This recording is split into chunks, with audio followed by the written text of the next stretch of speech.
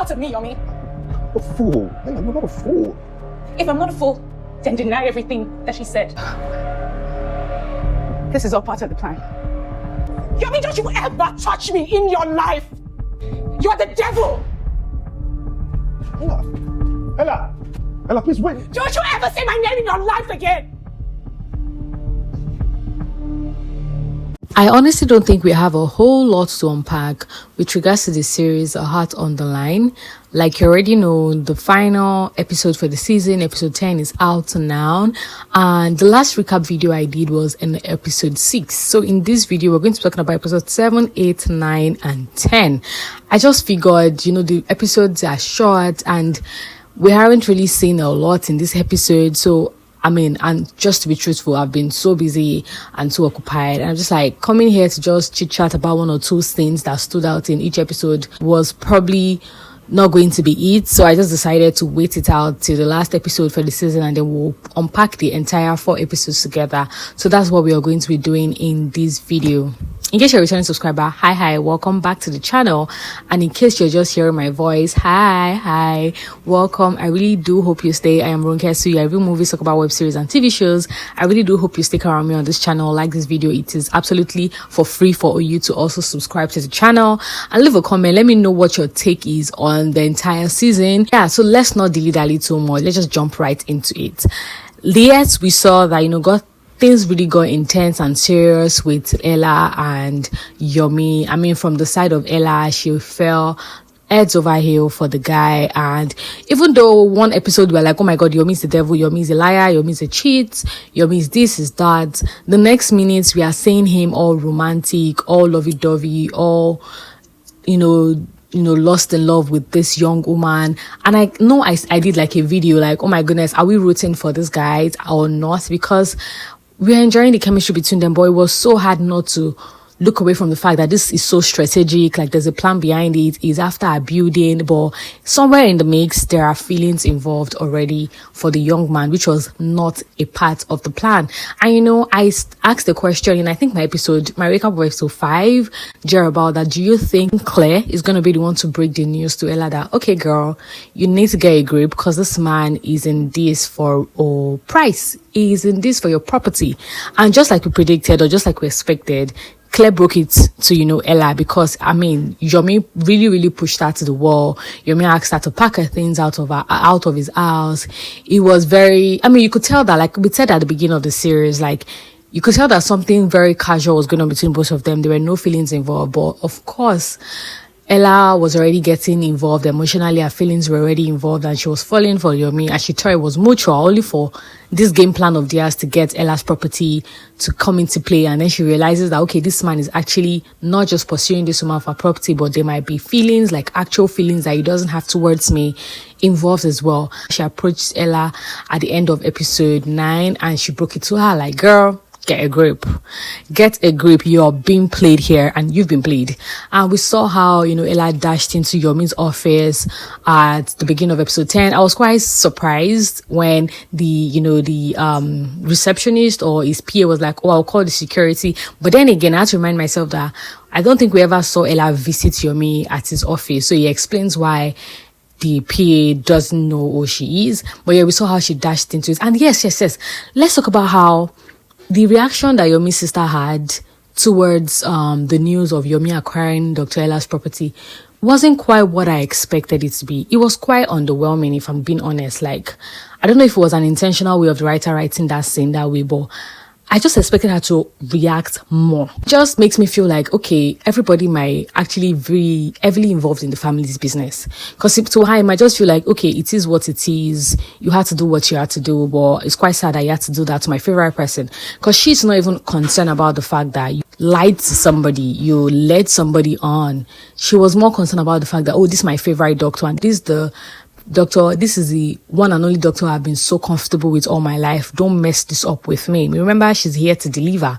She's here to put to bed. And Dr. Ella has been in charge of our pregnancy journey and whatnot. So I'm like, this family is actually very business oriented, because she was so concerned about the doctor being in her good books or being in the good books of the doctor, other than, actually empathizing with the doctor as a human being, as someone who has not shy away from the facts, or who has not stopped emphasizing on the facts that this property means a whole lot to her and she intends to do a lot more with that property. So yeah, I thought to mention that, like, it was very somehow for me, but yeah, life, I mean, it is what it is. That's life. That's people. But yeah, we saw how she dashed into Yomi's office and she said a lot of things to her. I also feel a reaction. Yeah, I was also feeling like her reaction was sort of underwhelming. Like, I expected her to react so much more, but then I now realized that she didn't know that Yomi was the one that acquired the property. She just thought Yomi was the one that led the government, or it was a game plan of Yomi to get her property, because she made a statement that, oh, you had it all planned out, but you didn't know the government were going to be faster than you. And then it was when she looked at her left, she realized, and she saw like the the papers on the whiteboard and like their planner and everything, she realized that, okay, Yomi was actually the one that acquired my property. And then it dawned on her. I think that was when her reaction took a different pace, and I was able to, okay, yeah, girl, you're reacting now. I love it. And yeah, let's talk about that scene. Saniye and what's her name? Saniye and the other friend, that's Leila's friends, where Yomi beckoned on them to help him look for Ella, and how, they were like, oh my God, what's going on? Where is she? She's not picking anybody's calls. And, Saniye was like, she's not going to lock up her gallery to go look for a friend, for someone that clearly hurts her. And it was like, oh, I'll buy the whole thing.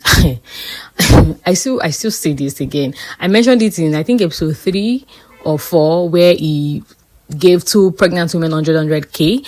I'm like, for someone who walked away from the table at the last scene, or the second to the last scene of episode 10, that he's not going to be affiliated with the Balogun name anymore, he's going to do his own thing on the side, this is the last they're going to see of him. The guy throws money around too much.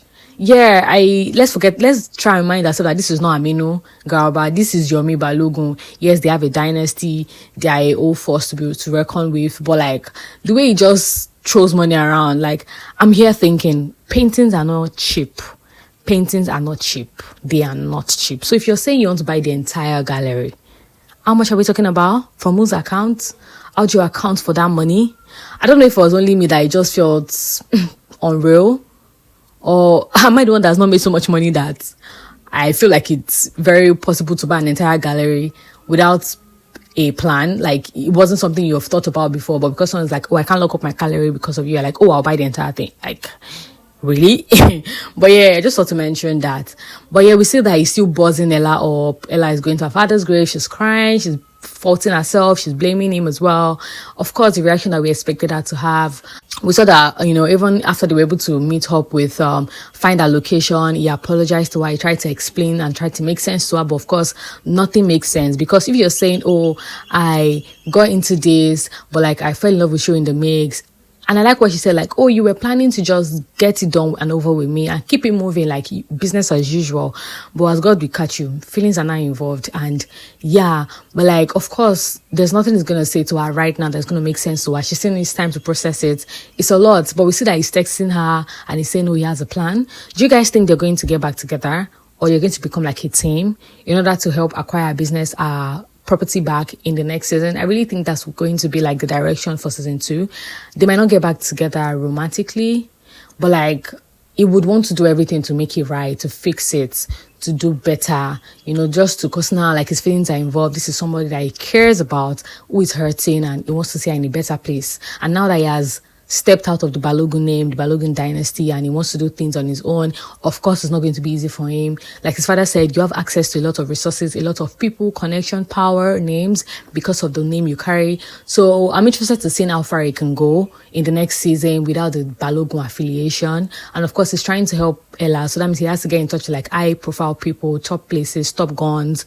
So yeah, what do you guys think? Those are my expectations for season 2. That, somehow, some way he's able to convince Ella to give him a chance to fix it, to make things right. They don't get back together, but like, just help her be in a better place. And I think that's the direction season 2 is going to take. But I think overall, this season, I listened to a review with the producer of the series, Abimbola Craig. She also produced Skinniger in Transit, and she's talking about how, the story of this series is centered on like family and how they need, and how a particular individual is, you know, doing everything in his part to get an acknowledgement from his father. They're trying to be in their parents' good books. People that have to fight, go above and beyond to be seen in a certain light, that have to fight for the love of their father, the appreciation of the father, the acknowledgement of the father. And we're able to see, you know, Yomi in that dilemma. Like, guy did the unthinkable to be able to get this respect and this attention and acknowledgement from his father. And goodness, that moment where he broke the news to his dad and his dad was like, okay, like, it was nothing. My heart shattered for him and for Ella, because like, you did all of that for this. Yeah. So we're able to see that you know, in Yomi's story. And I think the series stood on business. Yes, there was you know, they threw like love and, you know, relationship and all of those things in the mix. But I think the story was hugely centered on Yomi and, you know, people like him and how far they can go to be seen. Yes, to be seen and acknowledged by people they respect and people that they hold in high esteem, especially their parents, their father, especially people that, you know, they have like a family business. They want to be seen as someone that understands family business and who the family business can be, you know, be passed on to, and they feel safe about it. And we saw that at the beginning of the series up until the very end, that was the mission that Yomi was on. And, you know, a lot of people that have been in issues will be able to connect when they see this series and, you know, be able to see that, okay, you really need to just give yourself grace, work on yourself, be confident in your abilities, and let people appreciate you if they want to. Yeah, so the series might have not panned out the way a lot of people predicted. Like, of course, we knew the cat was going to get out of the bag. But, like, I feel like the main bone of contention wasn't the love story between Ella and Yomi. It was the hunger for approval and for this visibility of Yomi from his father. I don't know if I was able to put that in a reasonable sentence, but yeah, you get my drift. So yeah, let me know what you guys think about the season so far. I think season was good. It was okay. For a first season, it was all right. Please like this video if you're yet to like it. Please subscribe to the channel if you're yet to subscribe. I'll love to see my next video. But until then, make sure to remain happy because you're with yourself. Bye, guys.